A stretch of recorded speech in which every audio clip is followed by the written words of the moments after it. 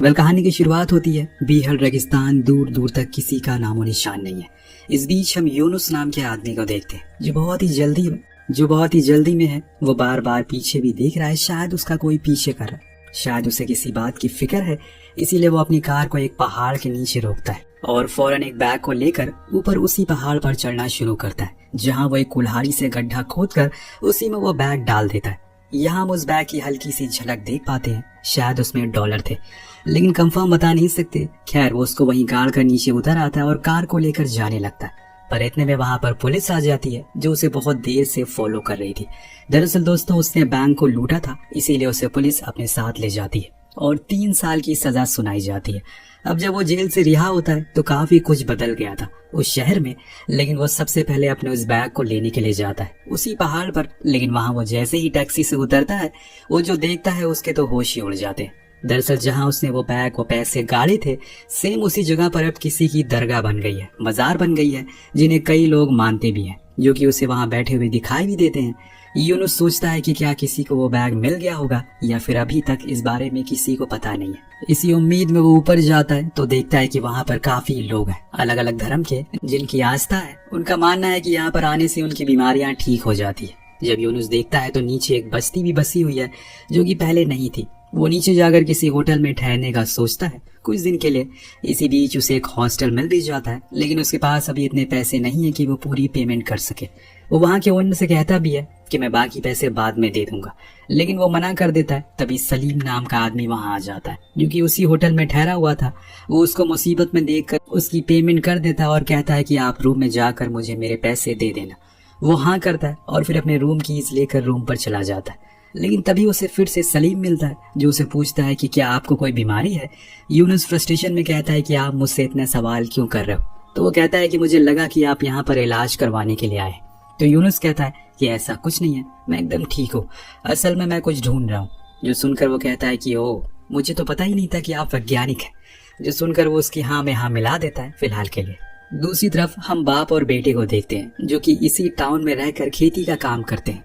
हसन अपने पिता सलमान के पास आकर उनसे कहता है कि चलिए खाना खा लेते हैं।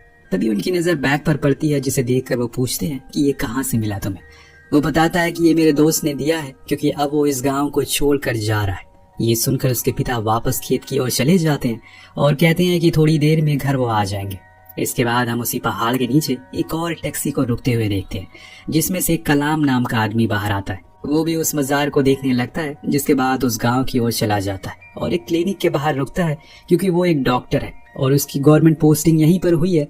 अंदर से एक बूढ़ा आदमी निकलता है जो उसे अंदर आने को बोलता है। उससे कहता है कि हम लोग आपका ही इंतजार कर रहे थे।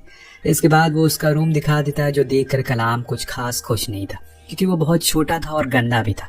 वहीं देर रात मजार के बाहर कोई बंदा एक कुत्ते के साथ बैठा हुआ था, शायद वो उसकी रखवाली कर रहा है। जो देखकर यूनुस पीछे वाले रास्ते से उस पहाड़ पर चढ़ता है, लेकिन इस बीच कोई और अनजान आदमी भी उस पहाड़ पर आ जाता है, जो कि असल में उन सिक्कों को चुराने के लिए आया था जो कि लोगों ने यहाँ पर चढ़ाए थे। लेकिन इतने में वहां पर यूनुस आ गया था, जिसको लगता है कि यही वो बंदा है जो यहाँ की रखवाली कर रहा है। इसीलिए वो उसके सर पर वार करता है, लेकिन ऐसे में वो तो चोर था जो असल में बंदा वो पीछे से उसकी चीख सुनकर आने लगता है। इसीलिए यूनुस फौरन नीचे उतरने लगता है और सुबह हम देखते हैं कि हसन के पिता सलमान उससे कहते हैं कि मैंने रेडियो पर सुना था कि इस बार ये बादल हमारे गांव की ओर आ रहे हैं, शायद बारिश होने वाली है। तो वो कहता है कि आप तो ये हर बारिश सुनते हैं और इस बात को अब 10 साल हो गए, तब से बारिश हो ही नहीं रही है। मुझे तो लगता है कि ये जगह ही मनहूस है, हमें यहाँ से चले जाना चाहिए। मेरे सारे दोस्त भी यहाँ से चले गए हैं। पर सलमान कुछ नहीं कहते।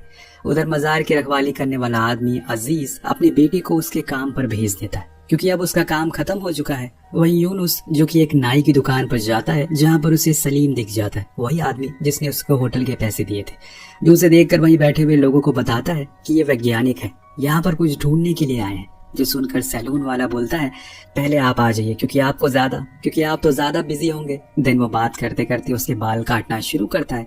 इतने में वहां पर अजीज आ जाता है, उस मजार का रखवाला, जिसे देखकर सलीम कहता है कि तुम तो हमारे हीरो। जिसे सुनकर वो नाई बोलता है अच्छा बताओ तो वहाँ हुआ क्या था। तो अजीज पूरी कहानी बताना शुरू करता है, जिसमें आधी सच्ची तो आधी झूठी होती है। लेकिन वो इतना जरूर कहता है कि उसके साथ एक और आदमी था जो कि पहाड़ से नीचे उतर गया, लेकिन मैं उसे पकड़ नहीं पाया।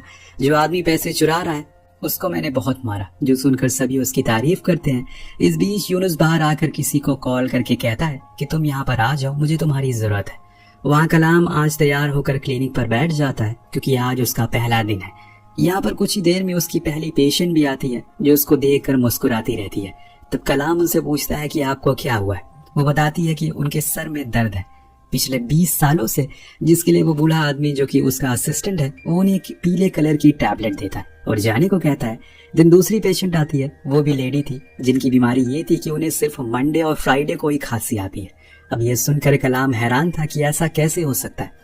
फिर इतने में उसका असिस्टेंट उस लेडी को भी वही पीली टैबलेट देकर जाने को कहता है। अब कलाम परेशान है कि क्या सभी औरतें ही हैं, कोई आदमी नहीं आया यहाँ पर। यही जानने के लिए वो बाहर जाता है तो देखता है कि वहाँ पर बस औरतें ही थी जो उसे देखकर स्माइल कर रही थी। उसे बहुत ही अजीब लगता है, इसीलिए वो अंदर अपने असिस्टेंट से पूछता है कि क्या कोई मर्द बीमार नहीं पड़ता। तब वो बताता है कि जो भी बीमार होते हैं वो उस मजार पर जाकर ठीक हो जाते हैं। ये सारी औरतें बस यहाँ पर टाइम पास करने के लिए आई हैं क्योंकि अभी यहाँ पर कोई भी डॉक्टर नहीं आया आपसे पहले। ये सुनकर कलाम का सर घूम जाता और उसे बहुत ही गुस्सा आता है क्योंकि वो तो अपनी प्रैक्टिस के लिए यहाँ पर आया था ताकि वो एक अच्छा डॉक्टर बने, लेकिन यहाँ तो उसके साथ मोह मोह हो गया।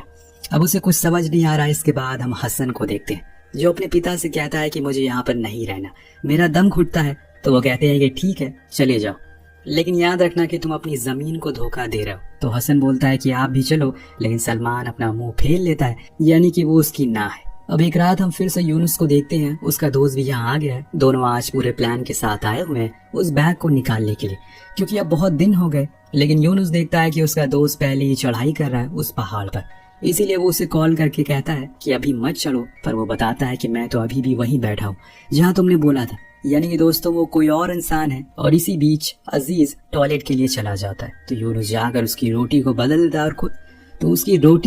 देता है और खुद की बेहोशी वाली रोटी बाहर रख देता है और नीचे आ जाता है। इतने में वो दूसरा आदमी भी ऊपर चढ़ जाता है और उस मजार के बोट को चुरा लेता है। जब अजीज वापस लौटता है तो देखता है कि वहाँ पर बोट की चोरी हो गई है, इसीलिए वो तुरंत पुलिस को कॉल कर देता है, जो कि यूनुस देख लेता है और अपने दोस्त को यह प्लान कैंसिल करने को कहता है क्योंकि उसने पुलिस को कॉल कर दिया है। अब इसके बाद अजीज उस रोटी को खाना शुरू करता है और खुद के कुत्ते को भी खिलाता है, जिसके कुछ देर बाद दोनों ही बेहोश हो जाते हैं। उधर हम कलाम को देखते हैं जो कि टीवी पर एक ही चैनल को देखते देखते बोर हो गया है, इसीलिए वो अपने असिस्टेंट के पास जाता है जिसने काले कपड़े पहन रखे। जो देखकर वो पूछता है कि तुम ये काले कपड़े क्यों पहन रखे। तब वो उसे अंदर आने को कहता है जहाँ कलाम उस मजार का बोर्ड उसके बेड पर दिखता है, जिससे वो समझ जाता है कि असल में पुलिस किस लिए आई थी। लेकिन वो उसे भरोसा दिलाता है कि वो किसी को कुछ नहीं बताएगा। तब उसका असिस्टेंट कहता है कि मैं अपनी जिंदगी से बोर हो गया हूँ, इसीलिए मैं आज टेस्ट करने चला गया। जो गार्ड वहाँ पर है वो कितना सतर्क बैठा, लेकिन वो तो एक बूढ़े आदमी से भी हार गया। जो सुनकर कलाम हंसने लगता है और खुद ही मन सोचता है कि यार वो कहाँ आ गया, किस जगह पर सरकार ने उसे भेज दिया। वेल अगले दिन अब जब अजीज शेविंग के लिए जाता है तो सभी बंदे उसकी ओर पिछली बारी जितनी खुशी से देख रहे थे इस बारी उतने ही गुस्से से देखते हैं। उधर सलमान अपने एक दोस्त को लेकर खेत में जाता है और कहता है कि उन्हें अब गॉड से प्रे करना होगा, तभी यहाँ पर बारिश होगी, क्योंकि वो हमसे किसी बात पर बहुत नाराज है। इधर जब यूनुस का पार्टनर सैले ऊपर मजार पर जाता है तो देखता है कि वहाँ पर एक औरत अपनी माँ के पैरों में उसी सिक्के वाले बाउल का पानी लगा रही है, जिससे वो फिर से चलना शुरू कर दे। ये देखकर सैले को लगता है कि जरूर ये कोई चमत्कारी मजार होगी, तभी लोग इसे इतना मानते हैं। अब वापस आकर यूनुस सैले से कहता है कि हमें कुछ करना होगा वरना बहुत देर हो जाएगी। तब सैले पूछता है कि क्या ये सच है कि तुमने वहीं पर वो पैसे गाड़े थे, क्योंकि लोगों का मानना है कि वहाँ पर किसी सेंट की कब्र है और उन्होंने चमत्कार होते हुए भी देखा है। तो वो कहता है कि ऐसा कुछ नहीं है, वहाँ कोई चमत्कार नहीं होता, ये सब लोगों की खुद की बनाई हुई कहानियां है। वहाँ बस मेरा पैसा है, हमें बस उस अजीज और उसके कुत्ते का कुछ करना होगा। तब सैले कहता है कि क्यों ना हम उन दोनों को मार दें। तो यूनुस कहता है कि जिससे कि पुलिस हमें सबसे पहले आकर पकड़ लेगी, जैसे हमारा रिकॉर्ड है, ये सबसे बड़ी बेवकूफ़ी होगी, हमें दिमाग से काम लेना होगा। लेकिन अगले दिन सैले जब अपनी कार में होता है तो देखता है कि वहाँ पर अजीज का बेटा अपनी बकरियों को चला रहा है, उसके पीछे पीछे उसका कुत्ता भी है, इसीलिए वो बिना देरी किए उसके ऊपर कार को चढ़ा देता है। अब पूरा गांव ये खबर सुनकर दुखी हो जाता है और अजीज के पास उस कुत्ते को लेकर आता है, जो देखकर वो बहुत ज्यादा गुस्से में आ जाता है और अपने बेटे को एक जोरदार थप्पड़ मारता है। लेकिन सब लोग कहते हैं कि इसमें इसकी कोई गलती नहीं है, एक कार इसके ऊपर चढ़ गई। इतने में एक आदमी कहता है कि हमें इसको क्लिनिक लेकर जाना चाहिए, इसलिए सब कलाम के पास पहुंचते हैं, जो उसका इलाज करना शुरू करता है। जब यूनुस को पता चलता है तो सैले को वो बहुत सुनाता है और कहता है कि तुमने ये बहुत गलत किया, अब पूरा गांव अलर्ट हो जाएगा क्योंकि पहले ही 2 बार मजार में चोरी हो चुकी है। तो वो सैले कहता है कि मैं उस कार को छुपा दिया है, किसी ने भी मुझे ऐसा करते हुए नहीं देखा, इसीलिए तुम टेंशन मत लो। दूसरी ओर क्लिनिक में कलाम अजीज को बुलाकर बताता है कि मैंने इसकी जान बचा ली है, लेकिन इसके सिर्फ 2 ही दांत बचे हुए, इसीलिए अब इसको कोई भी कड़ी चीज मत खिलाना, इसको थोड़ा आराम करने देना। अजीज हाँ कहता है और फिर उसको लेकर वहां से घर आ जाता है। सीन कट होता है और हम हसन को देखते हैं जो अपने पिता के साथ खेत में बैठा था। तभी उसके सामने से सलमान का एक पुराना दोस्त इस गांव को छोड़कर जा रहा है। हसन उनसे मिलने जाता है, लेकिन सलमान अपनी नजरें फेर लेता है क्योंकि उसे ये नहीं पसंद कि कोई भी इस गांव को छोड़कर जाए। उनके जाने के बाद वो अपने बेटी से कहता है, पहले यहाँ पर बारिश होती थी, लेकिन जब से उस सेंट की खबर मिली है मानो पूरे गांव में मनहूसियत फैल गई है। जो सुनकर हसन कहता है कि आप अपनी गलती किसी और पर थोप नहीं सकते। उधर रात में फिर से यूनुस और सैले दोनों ही मजार पर जाने की तैयारी में लग जाते हैं। इतनी में वो देखते हैं कि जो उस दिन मजार पर एक लेडी अपने पैरों को पानी से धुल रही थी, वो आज खुद ही व्हील चेयर पकड़कर चल रही है। जो देखकर सैले सबसे ज्यादा हैरान था, लेकिन उन्हें देर हो रही थी, इसीलिए वो निकल पड़ते हैं और देखते हैं कि आज अजीज अकेले है। लेकिन आज सैले कहता है कि उसे कुछ ठीक नहीं लग रहा है, उन्हें कल आना चाहिए। लेकिन यूनुस ऊपर जाने की जिद करता है, पर वो फिर उसे रोकता है और कहता है कि आज कुछ ठीक सा नहीं लग रहा है, हम कल आते हैं। वो मान जाता है और घर लौट जाता है।